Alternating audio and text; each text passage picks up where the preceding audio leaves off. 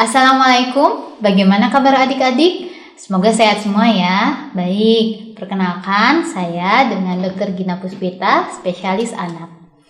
Pada kesempatan kali ini kita akan belajar tentang teknik resusitasi neonatus ya. Pertama-tama mohon adik-adik untuk mencermati skenario dan checklist yang akan ditayangkan berikut ini.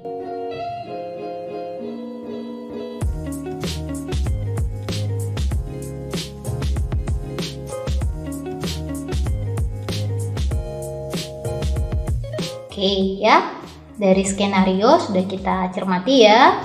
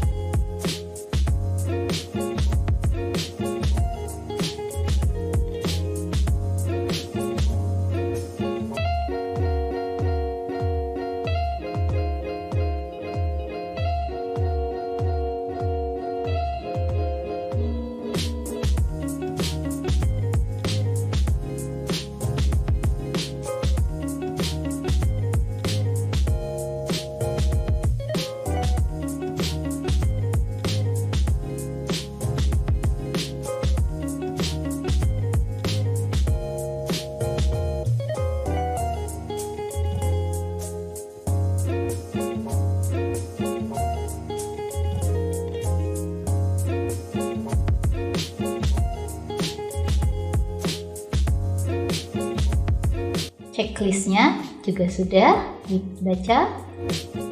Baik ya adik-adik, kita perkenalkan dulu ya untuk alat dan bahan yang digunakan selama melakukan resusitasi neonatus. Supaya gampang mengingatnya, pertama ya yang dibutuhkan oleh bayi itu adalah kehangatan ya. Jadi yang pertama kita siapkan adalah penghangat. Penghangat terdiri dari pertama kita hidupkan infant warmer ya, jangan lupa dihidupkan dulu infant warmernya.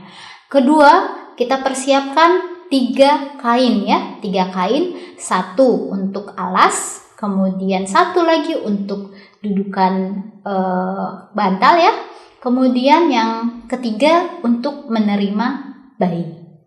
Oke, kemudian yang ketiga kita jangan lupa juga ada penghangat, itu kita membutuhkan topi ya, topi bayi.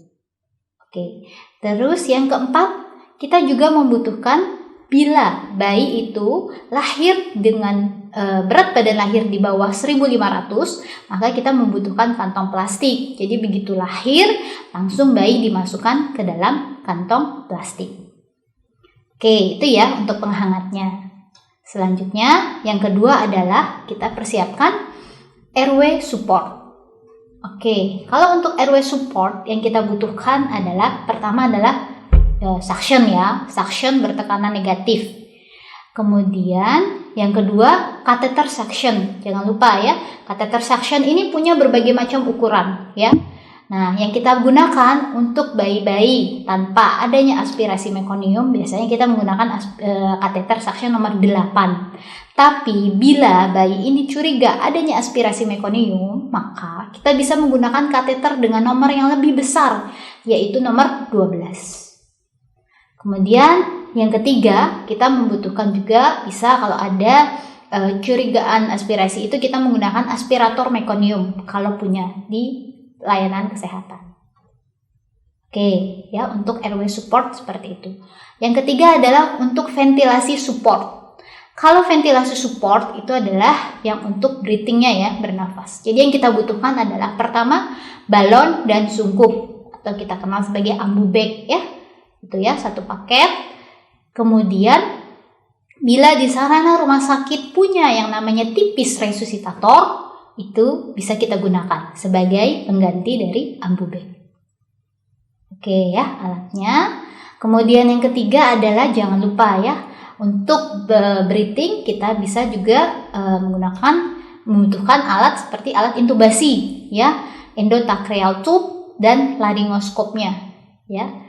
Untuk ukuran ET itu berdasarkan berat badan bayi.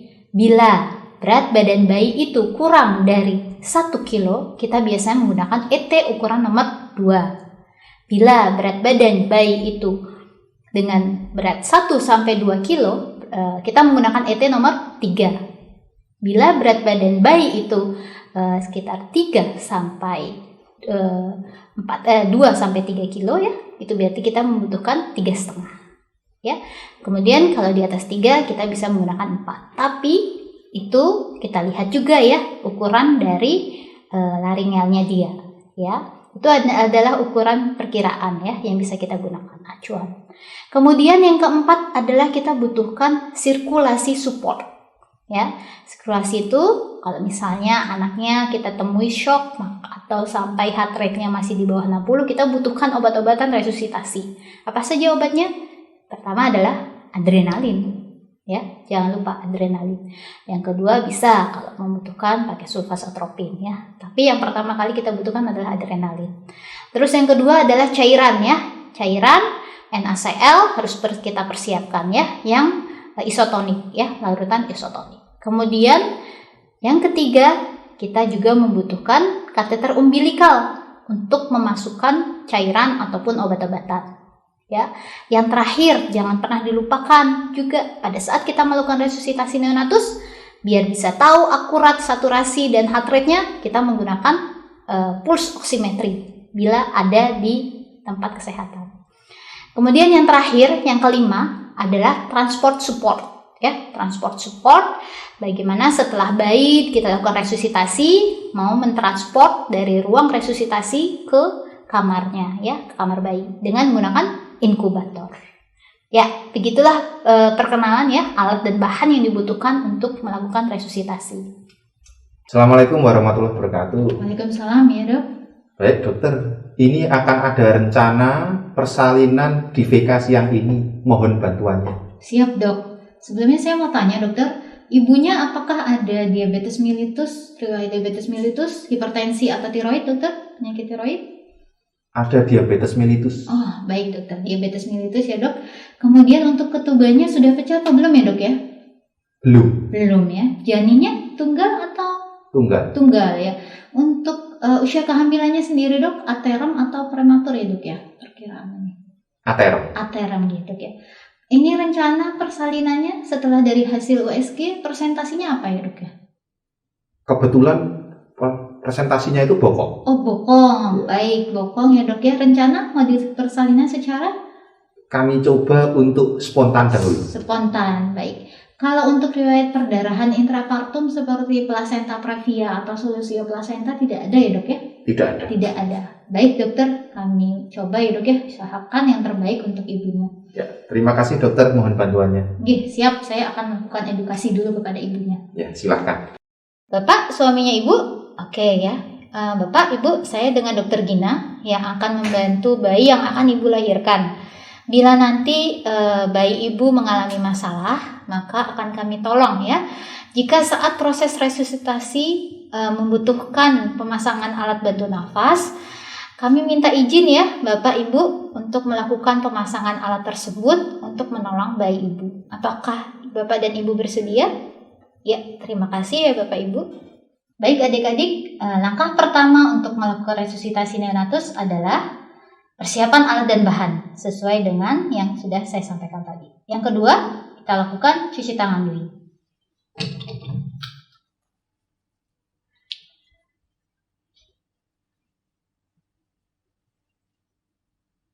Oke, siap. Kemudian kita menggunakan alat pelindung diri.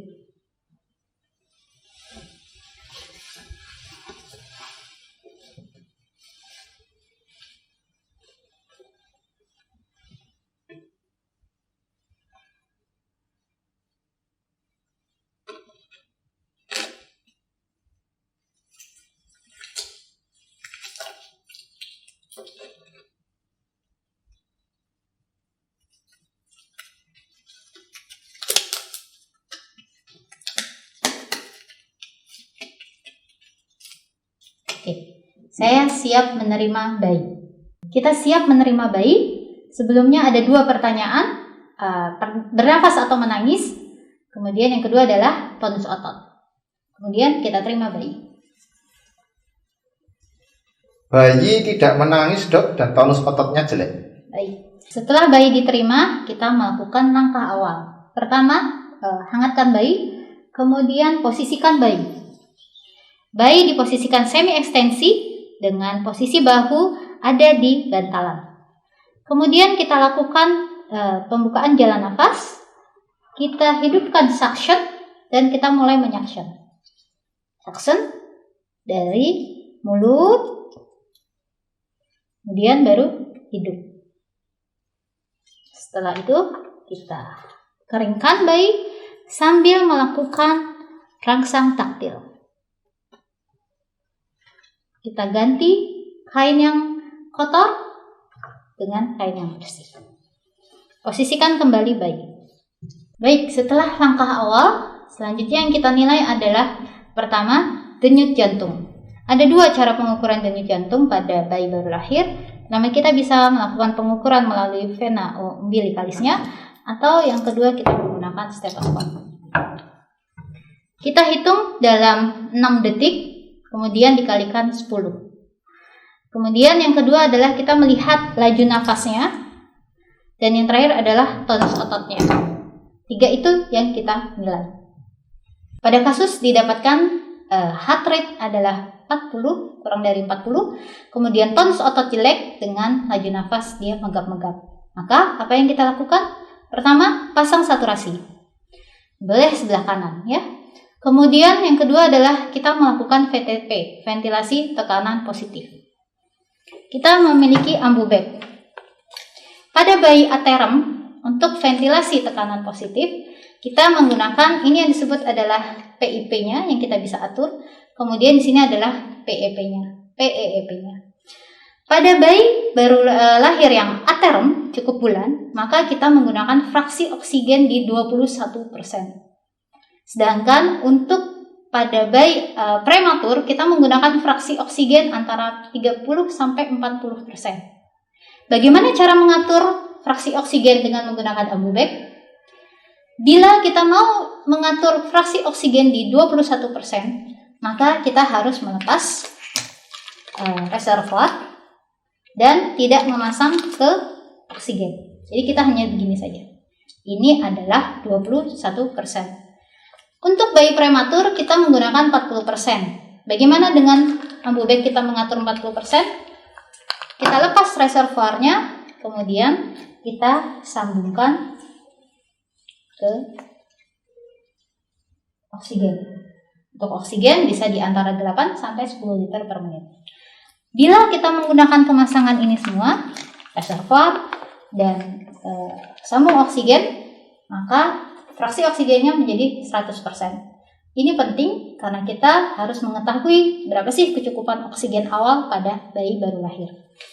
Baik ya, karena ini bayinya aterem, kita gunakan tadi pertama kita awali dengan menggunakan fraksi oksigen 21%. Kita lakukan ventilasi tekanan positif sebanyak dengan posisi C-clamp ya.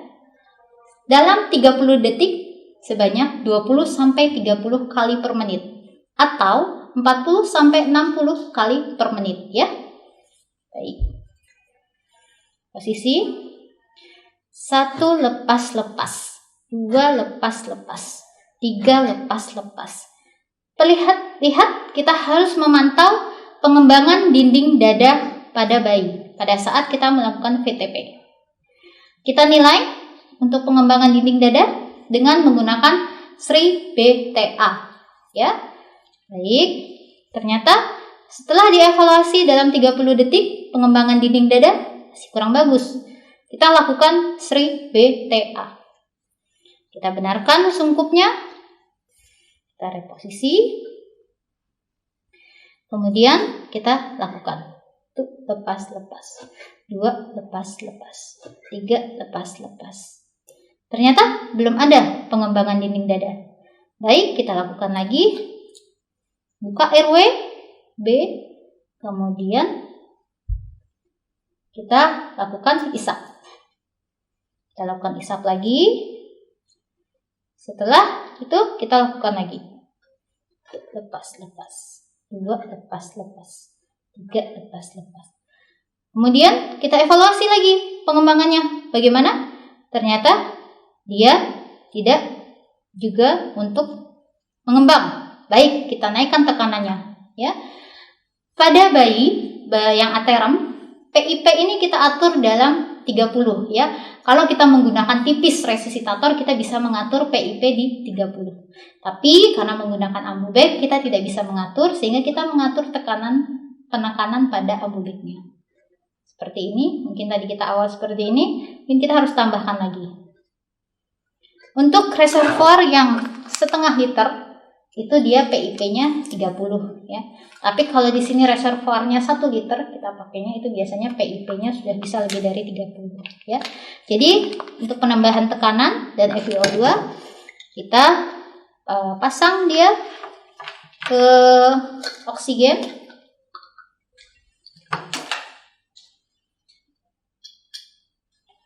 Kemudian kita atur di 8 sampai 10 liter per menit. Oke, kita naikkan tekanannya. Kemudian kita evaluasi. Ternyata dada belum mengembang juga. Maka apa yang dilakukan? Kita A terakhir, alternatif RW. Berarti alternatif RW-nya apa? Pemasangan intubasi. Kalau kita melakukan pemasangan intubasi, ini harus kita buat 100% dulu FiO2-nya. Kita pasang semua. Kemudian kita lakukan persiapan intubasi pada bayi. Baik, tadi setelah kita lakukan evaluasi dengan SRI BTA, evaluasi pengembangan dada, ternyata sampai dengan alternatif RW, dia belum melakukan pengembangan dinding dada, sehingga kita harus melakukan alternatif RW, yaitu adalah intubasi. Kita lakukan intubasi, tadi diperkirakan taksiran berat janinnya bayi adalah sekitar 3.000, ya. Maka kita pakai yang 3,5, ya, kurang lebih FT-nya. Posisikan bayi, kemudian kita masukkan laryngoscopnya perlahan, menyusuri lidahnya sampai kita ketemu ikanya. Kemudian setelah dapat ikanya, kita masukkan ET-nya. Selesai. Kita sambungkan ke ini, ya, ambubeknya dengan fraksi oksigen 100%. Oke, kemudian kita nilai, evaluasi kembali laju nadi, kemudian nafas, dan tonus otot. Kita lakukan pemeriksaan, ternyata laju nadinya masih di bawah 40 kali per menit. Nah, kemudian nafasnya sudah mulai efektif. Tapi karena laju nadi di bawah 40, apa yang harus kita lakukan? Kita harus melakukan kompresi dada. Baik. Kita minta tadi pada saat melakukan resusitasi kita membutuhkan 3 penolong, sehingga 1 orang melakukan ventilasi, 1 lagi melakukan kompresi dada. Baik. Posisi untuk kompresi dada adalah bisa seperti ini. Bila bayinya sangat besar dan kita tidak bisa menjangkau seperti ini, maka kita bisa lakukan segini. Sepertiga prosesus fluidus. Baik. Bagaimana pola kompresinya? 3:1. 3 kali kompresi dan 1 nafas. Dilakukan selama berapa lama? 60 detik. Ya, 60 detik. Nah, nanti kita akan mendapatkan 90 kali kompresi dan 30 kali nafas. Baik, kita lakukan. 1, 2, 3. Lepas. 1, 2, 3. Sebanyak 60 detik, ya, selama 60 detik. Kemudian kita lakukan evaluasi, ya. Tetap sama, kita lakukan evaluasi. Pertama adalah denyut nadi, kemudian nafasnya, dan tonus ototnya. Setelah kita lakukan selama 60 detik, didapatkan hasil bahwa heart rate-nya lebih dari 110 dengan ventilasi yang efektif. Pengembangan dini dari bayi. Bayi selamat. Baik, karena bayi sudah dalam posisi yang baik ya, ventilasi baik, nadinya juga baik, kita persiapkan transport. Ya, transport tadi kita sudah mempersiapkan inkubator. Kita tetap memposisikan ini dalam posisi debagging. Kita lakukan transport dengan menggunakan inkubator dan melakukan prinsip stable. Ya, S sugar dan self care. Sugar artinya kita melakukan pengecekan gula darah. Kemudian T temperatur, kita menjaga suhu tubuh bayi supaya tidak mengalami hipotermia ataupun hipertermia. Kemudian A, kita lakukan airway. Ya, airway kita jaga jalan nafasnya supaya dia tidak mengalami pergerakan ya pada saat kita lakukan pegging. Kemudian B, blood pressure. Kita pastikan dia capillary refill time-nya yang bisa kita cek. Kalau di bayi kita bisa menggunakan pada bagian dada. Kita tekan selama kurang lebih 2 detik. Kita lihat bagaimana pengembaliannya. Apakah capillary refill time-nya kurang dari 2 detik atau lebih dari 3 detik. Selain itu, bila kita punya tensi untuk bayi, kita bisa melakukan pengukuran tensi pada bayi. Ya, sebelah kiri. Kemudian L adalah lab work. Jangan lupa sampai di ruang bayi, kamar bayi, kita harus periksa laboratorium ya darah karena anaknya mengalami asfiksia. Ya. Kemudian yang terakhir adalah E, education. Ya, kita memberikan edukasi kepada orang tua bayi apa yang sudah kita lakukan pada saat resusitasi neonatus dan langkah selanjutnya akan kita lakukan pada proses perawatan pada bayinya. Baik adik-adik, tadi kita sudah belajar ya bagaimana melakukan resusitasi neonatus yang benar, mulai dari persiapan alat dan bahan sampai melakukan resusitasi. Semoga ini bisa bermanfaat buat adik-adik dan jangan lupa untuk terus belajar ya, karena tadi kita hanya sampai pemasangan intubasi dan PTP ya, sehingga nanti adik-adik diharapkan di rumah bisa belajar tuh bagaimana kalau sampai pemberian adrenalin ataupun pemberian cairan ya. Nanti kita belajar juga di Skis Lab supaya lebih mantap. Semangat belajar, jangan lupa untuk terus menjaga kesehatan. Assalamualaikum warahmatullahi wabarakatuh.